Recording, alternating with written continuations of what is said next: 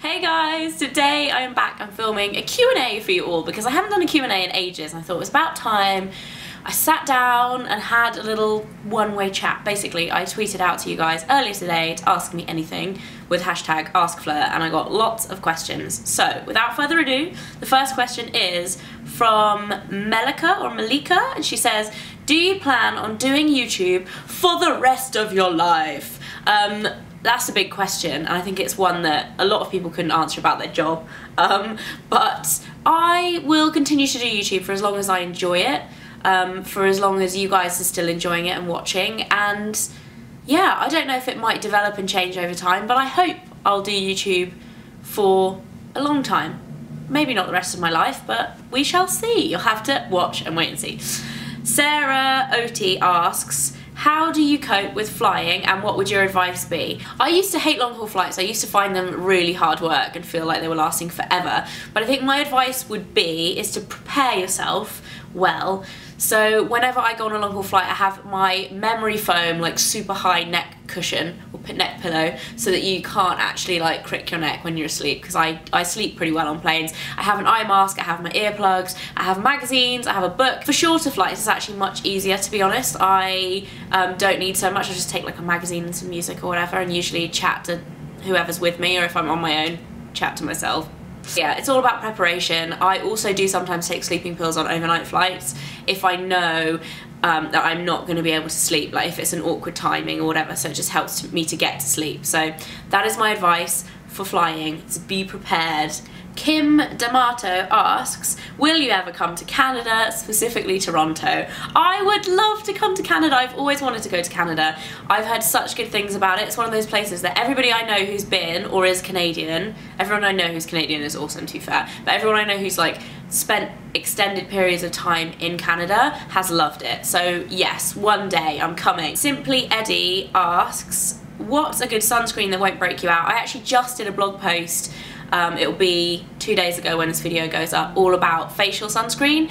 My two favourites at the moment are the Kiehl's SPF 50 and the Body Shop SPF 50, I think it's called the something essence, like a skin defense essence, and it is amazing. Mike actually used it this morning and he was like, ooh, this is so nice, it doesn't feel greasy at all. I was like, I actually wrote a blog post on that about 2 hours ago, Mike. Good work. They have good UVA and UVB protection, which is really good as well. Becca asks, how does Mike cope with you working away so much, and how do you stay motivated when you're working from home? It's a funny question actually, because out of the two of us, Mike actually copes with me being away much better than I do.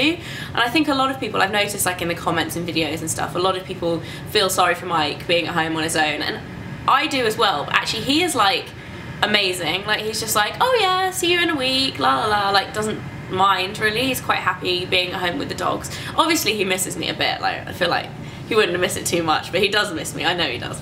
But I'm the one that's always ringing home being like, I miss you, I want to be at home. He's like, you'll be home in a few days, suck it up, have a good time, enjoy life.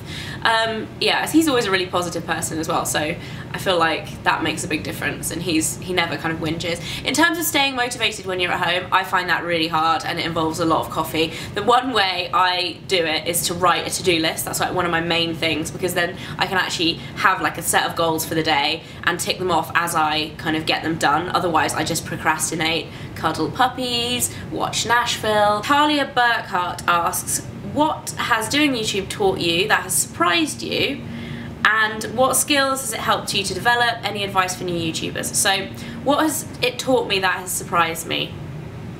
It's actually taught me to be a lot more confident in front of real people. I feel like you wouldn't think that YouTube necessarily would help you build confidence in public speaking, because let's face it, I'm speaking to a camera and there's nobody. There's actually mics in the room behind the camera now, but normally there's nobody in the room.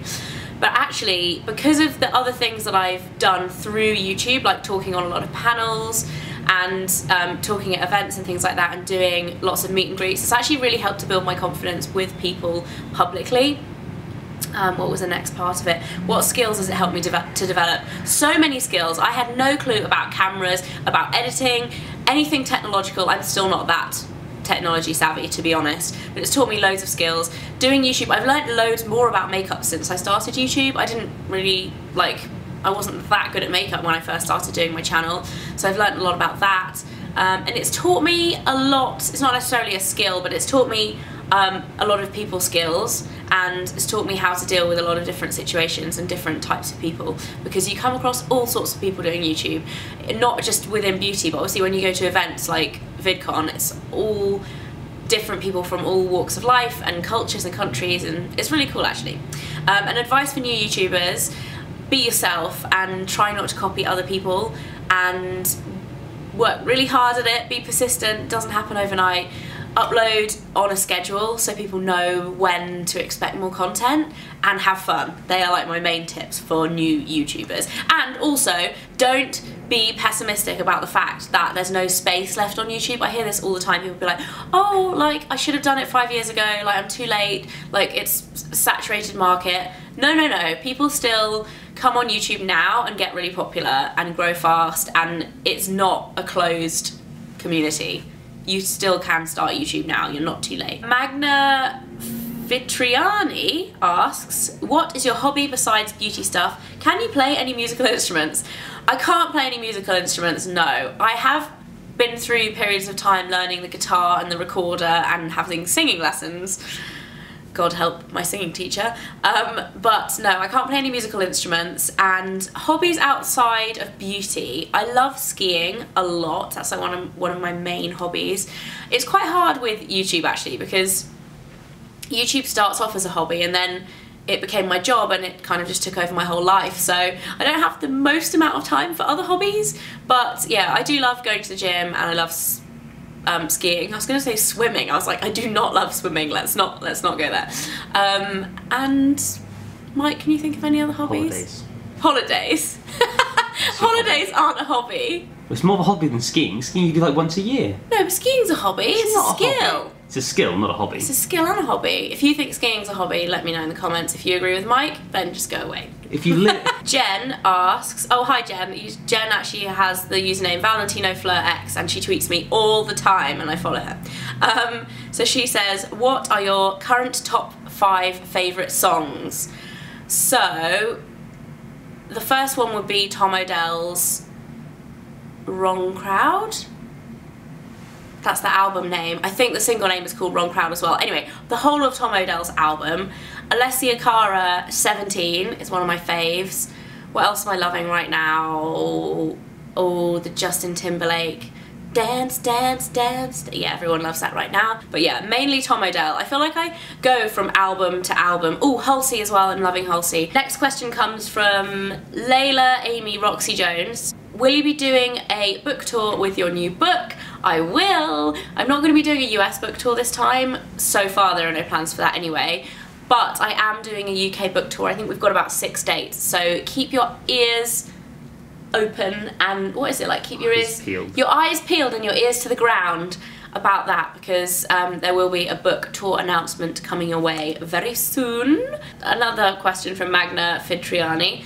Who is your all-time favourite celebrity in terms of fashion? This has got to be Emma Stone for her red carpet fashion, because she smashes it every time. She wears some amazing, amazing stuff on the red carpet, and her makeup always looks incredible as well. Hannah Christie asks, out of all your star-shaped / themed items, which one is your favourite and why? That would be this that I'm wearing right now. This is my current favourite. It's my star ear cuff from Tada and Toy, and it's my favourite because it looks badass, like you've got a piercing like right there, and it's cool, and it's star-shaped, and it's actually really comfortable. I've got loads of ear cuffs that like go up your ear, and the ones that clip on there are really uncomfortable. This one you can't even feel you've got on. I absolutely love it. Melinda Zikeres asks, what changes have you witnessed in the YouTube beauty community throughout the years, and what are their implications? The main thing for me is the fact that YouTube has become an industry. It's become, you know, a lot of people's jobs. There's all this infrastructure that has kind of developed around what we do on YouTube, or what the beauty community does on YouTube, and it's really just developed into this incredible beast that it never used to be. And I think the implications of that, everything's a lot more professional, people are a lot more business-like, which is a little bit of a downside. But on the plus side, it's just been amazing to have been on that journey and see it grow, and see you know, the audiences grow and the opportunities grow. So yeah, it's just been amazing generally to see that happen, especially to something that you're so passionate about and that you've been so involved with. Laura Sunley asked, do you prefer the city or the countryside? So I obviously spend quite a bit of time in both, but overall I have to say I'm a countryside girl. That's why I live there. I actually have a lot of people in my life like, why don't you live in London? Like, why do you live outside of London? But I just love it. I love the space, I love the greenery. I've got my dogs and they love it, and yeah, you obviously get a lot more for your money outside of London, and I just really like it. Oriana Meneses says, if you could return to one moment in your life, what would it be? It would be my wedding day, because it was amazing and it went past in a total blur and felt like it lasted for about 5 minutes. And I'd also like to go back to when Mike proposed, because that would be really cool. But we are actually going back to Santa Barbara this weekend, which is where we got engaged, so I'm hoping that we might have the time to go back to the beach where we got engaged, because I think that would be magical. Stacey J Hubbard asks, are you going to get any more dogs? I wish I could say yes, but I think, to be honest, any more than 3 would be madness. I'm already away quite a lot, so Mike has to look after them on his own quite a lot of the time, which is hard work, and to be honest, 4 would be an absolute handful. But if we did, I would want a dappled dachshund, probably a short-haired dappled dachshund. Mike has his head in his hands behind the camera because he could not handle another piglet, but that's what I would want. Mike wants a beagle. Harry asks, have you ever had any paranormal experiences? No, and I don't want to. I'm like really scared of ghosts. Mike actually had an experience in our old house where I wasn't there, and he said this, oh, I got so angry at him because he told me this. I was like, if you see this, do not tell me, because it's so scary. But he said he woke up in the middle of the night and there was this old man standing at the end of the bed, and he was like convinced that it was a ghost, and he was like, it definitely happened, Fleur, I was not dreaming. And I never wanted to stay in the house on my own ever again because there was a ghost there, basically. But he said he was a friendly ghost, like Casper. Alison asks, did you find out who the flowers were from? Loved your blog and have a great trip. So basically, if you guys didn't watch my vlog from the other day, I got some mystery flowers sent to my house, like a huge bunch of 24 roses, and they were really beautiful. I didn't ever find out who they were from, but I do think it may have been from a PR agency that I went and did a talk in the other day about YouTube. I feel like that's the only person I could think of that would buy me flowers. Certainly not me. It definitely wasn't Mike, so no, I never found out. And that's the last question. I hope you guys have enjoyed this Q&A. If you want me to do another one, let me know in the comments below, and I will do one again soon. I feel like I haven't done one in like a year. But yeah, hope you guys have a great day. Don't forget to subscribe if you're not already, and I'll see you very soon. Bye!